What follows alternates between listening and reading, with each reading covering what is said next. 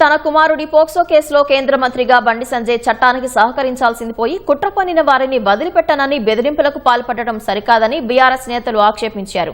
BRS ఒత్తిడితోనే బండి భగీరథ్ పై ప్రభుత్వం పలు సెక్షన్ల కింద కేసు నమోదు చేసిందన్నారు. మైనర్ బాలికకు అన్యాయం జరిగితే సిట్ ఏర్పాటు చేయడం ద్వారా ఏ సంకేతాలు పంపుతున్నారని ప్రశ్నించారు.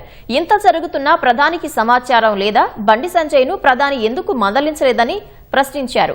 ఎట్టి పరిస్థితుల్లో బాధిత కుటుంబానికి న్యాయం చేయాలని డిమాండ్ చేశారు. టోటల్గా ప్రభుత్వం మీద ఒత్తిడి తీసుకురావడం వలన ఈరోజు పోక్సో చట్టాలనే మార్చడం జరిగింది. ఇందులో భాగంగా కొంతమంది దీని కులానికి చెందిన వ్యక్తిగా కులాన్ని ప్రతిపాదన తీసుకొచ్చారు.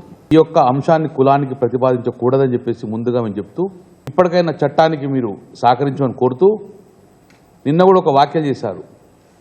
ఇందులో ఎవరైతే కుట్ర పన్నారో వారందరూ కూడా అంతు చూస్తా అని ఒక బెదిరింపు ధోరణిలో చెప్పడం అనేది దాన్ని పూర్తిగా ఖండిస్తున్నాము.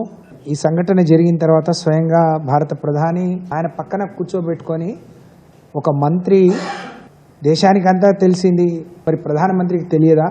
ఈ దేశంలో మహిళల పక్షాన ఒక్క మాట బండి సంజయ్ గారిని మందలించినట్టు కానీ నీ కొడుకును ఒప్పజెప్పమని చెప్పినట్టు కానీ వస్తే బాగుండేది. కొడుకు ఎప్పుడో ఇంటర్మీడియట్లో 10th ఉన్నప్పుడు మరి గొడవలైనాయి, క్లబ్లలో పబ్లలో గొడవలైనాయి అని చెప్పి పేపర్లో వస్తే ఆ రోజు నువ్వు కరెక్ట్గా భయపెట్టి ఉంటే ఒక ఆడపిల్ల జీవితం ఈ విధంగా అయ్యేది కాదు.